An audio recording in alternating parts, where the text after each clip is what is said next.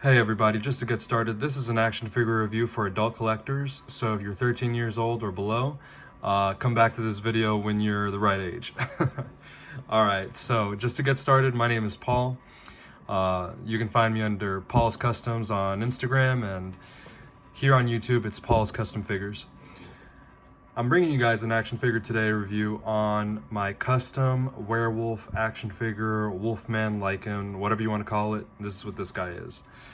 So a little bit about myself, just to get started. I watched an interview of Todd McFarlane, how he talked about basically making Spawn and how action figures should be cooler. So with that one quick thought, I thought to myself, you know what, why don't I try to do the same thing? So about 3 months ago, I started collecting action figures, and right when I started collecting, I started customizing. So I got inspiration for this guy off of the Underworld movies and off of Van Helsing. I wanted to do a mashup of the two, but it kind of leans a little bit more towards Van Helsing. Either way, I achieved what I wanted, and I think it looks great. So a couple things we'll go over is how exactly I made this figure. Paint, articulation, size comparisons, all that good stuff. So just to get started, let's start off with the parts that I used. So if you see the head comes from a Doctor Who werewolf, and so do the lower legs. I'll talk more about how I basically made these lower legs, but before I get to that, the torso and the quads, arms, all that comes from a Marvel Select Beast. Excuse me, I'm getting over a little cold here. Alright, so let's go ahead and get into paints. So what I used for this guy is I used Vallejo flat black, and this is basically what it is. It's a surface primer. I sanded this figure down a little bit. I made sure it was ready for the paint, so I put all the paint on top of it. And it was a nice deep black color, which is exactly what I wanted. I was very happy with the color of this figure. But I also wanted some shading. So what I did was, after I painted the whole thing, I decided to go ahead and put a little bit of gray shading. So what I'm going to do right now is I'm going to get this stand out of the way for us. Sorry guys. Alrighty, now we have a little bit more room to play around and talk about this thing. And I'm sorry about the little little tabs right here and the openings right there. Like I said, I only got into this hobby about 3 months ago. So I'm still kind of getting everything that I need for videos and pictures and things like that. Get a little bit more seasoned with toy photography. But anyways, let's get into this review. So everything was primed with Vallejo Flat Black Primer, which is an amazing paint. I absolutely loved it, but I wanted to give this figure a little bit more depth. So I thought to myself, you know what, let's give it a little bit of gray shading and see what happens. So I gave it gray shading all throughout the front of the figure, right? I left the back pretty much the same. The back is all black. Just like animals or werewolves in, you know, pictures or reference shots, or animals in real life, they have shading, they have a depth to them. So after I painted this figure, I didn't like how gray it looked. I didn't like the contrast with it. So I went over the light gray coat. I went over it again with a darker gray wash. Now, in this review, this figure basically looks completely black. But if you know how to manipulate light and you know how to take good pictures, you can definitely see the grays poking through. There's grays right here in the neck, in the chest, in the arms, legs, and right under the jaw. So if you know how to take good pictures, those grays can definitely make this figure pop just a little bit better. So as far as the paints, I used all Vallejo paints. So I used their grays, I used their blacks, I made my own black wash, and I covered the figure with it. And to seal everything in a nice flat black, because right now with the light setup that I have, it looks slightly shiny. Without so much light and in a more natural color, this is more of a flat. So I used Tamiya color, flat clear, to coat this entire figure and basically preserve the finish. Now that we talked about paint, let's go ahead and talk about sculpt work. So the Marvel Select Beast, which I actually have on hand right now, let me go ahead and grab it for us. The Marvel Select Beast looks like this, right? This guy's a little bit taller. I measured him and he's close to 8.5, almost 9 inches. We'll go ahead and measure him again after we're all done. But anyways, here's the Beast. I knew that I could not have this X-Men logo on this guy's crotch. Come on, we can't have that. So I went ahead and dremeled all this stuff off, made sure the surface was nice and rough, which allowed for the sculpt work to adhere better. So I went ahead and did that. I gave it a fur texture, which I really think I did a decent job with. And then as far as the shoulders, the shoulder articulation on this figure is very poor. We're gonna get into shoulder articulation and all the moving parts in a little bit. But this Marvel Select Beast leaves a lot to be desired in the shoulder area. So I had shaved this part down, but I shaved so much that it actually looked like he was wearing a fur tank top. We cannot have that. So I re-sculpted this area. I tried to match the fur texture to the rest of the figure. And now it looks more filled out. The traps, the shoulder area is more filled out. Moving on to the lower legs.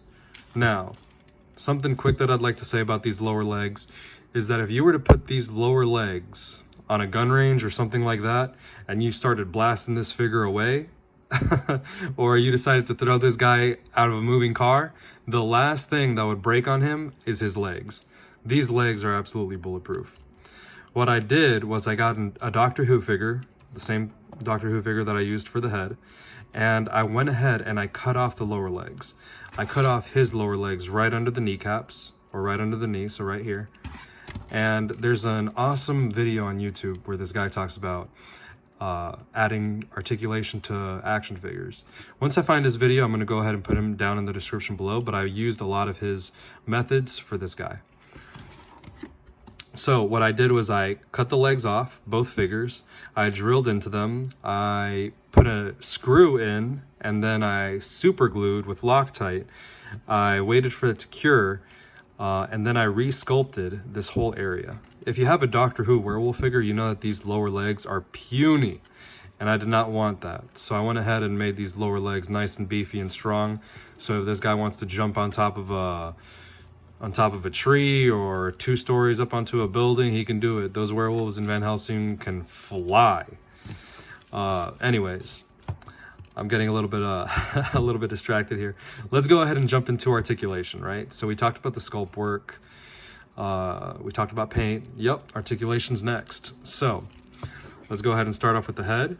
He can look down this far, up that far. So he's got really good backwards head motion. He can look down. It's kind of limited just because of the sculpt right here, but it still looks good. Oh, let me not go to ab crunch. I'm gonna forget if I start talking about it now. Anyways, he can look down this much, up that much. He's got side to side. He can go all the way around if you wanted him to. Isn't that something? Yeah, he's got great head tilt. You can move his head forward and back, forward and back. Let's go over to the shoulders. He goes up about this much. Now that we're talking about shoulder articulation, let me pull up this beast so you can see exactly what I was talking about. This is my custom figure. This is the beast. The beast gets stuck right there. Literally, there's no other motion right there. The beast gets stuck right there. This guy comes up right here, you know? So the difference is impressive. He can move down. Good.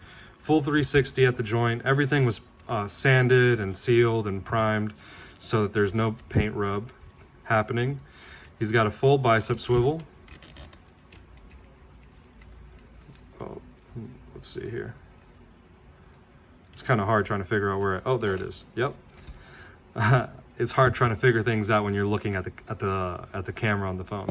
But anyways, so he's got a full bicep swivel. He's got elbows that go a little bit less than 90 degrees and full-on movement in the wrist.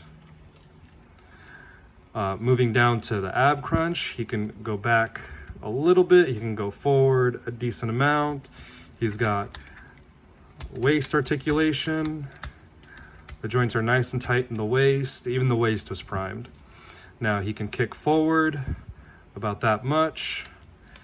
Kick back about that much. He can go out that much and in. Double jointed knees, very nice. Single joint right here and a single joint right there. Very good. Like I said before, I made sure everything was nice and primed correctly. Now that we went over articulation, this guy can get into some very good dynamic poses. And I wanted to make him imposing. So mostly what I collect is Marvel Legends, and just recently I started getting into Jurassic Park figures. I was a super huge Jurassic Park nerd when I was a little kid, but I never had any of the figures. So now that I'm 24 years old and I can go out there and buy them, you know that's what I'm doing. I've been spending way too much money on figures, but it's a good hobby. I've been customizing, so I'm having fun with it. Now, let's move on. I'm gonna show you guys the Marvel Select scale compared to my custom werewolf. So the beast scales up right about here. Let's put this guy's head up a little bit. All right, so you see mine is bigger. Yeah, decently bigger at that. Moving on to a Marvel Legends scale Weapon X. It's kind of funny, but you know, he's short in the comics, so that's that. Moving on, I don't have a regular, I have all my figures in a box right now because I'm trying to make some more space. I'm remodeling the house.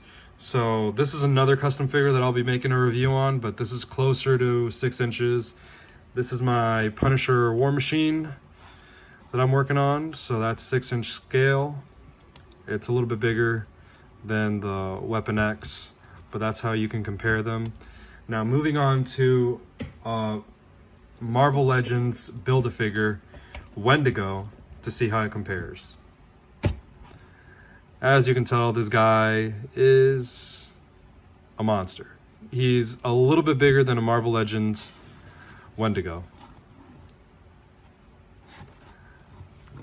And let's see if I can grab a tape measure. I did bring a tape measure.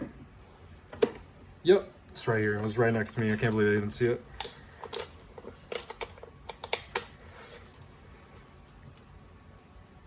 So this guy is coming at right about, oh wow. He is right under 9 inches. Right under 9 inches. Initially, I was just making this guy only for me. I really, you know, this one of my favorite characters or creatures or whatever you want to call it is a werewolf. So when I first made it, I was like, you know what, I think I'm gonna keep this guy forever. But you know, I decided I can make more of these maybe. If I were to make another one, it would be different. I wouldn't make it completely the same. I ended up selling it, so now this is going to an owner in New York, and I hope he really likes it. He says he loved it. And I'm curious as to where he's gonna display it or how he's gonna display it. And we might be doing more business in the future. But yeah, so you can go ahead and find me under Paul's Customs on Instagram. Go ahead and give me a like and a follow to see more custom work. And it's been a pleasure hanging out with you guys today. Alrighty, have a good one.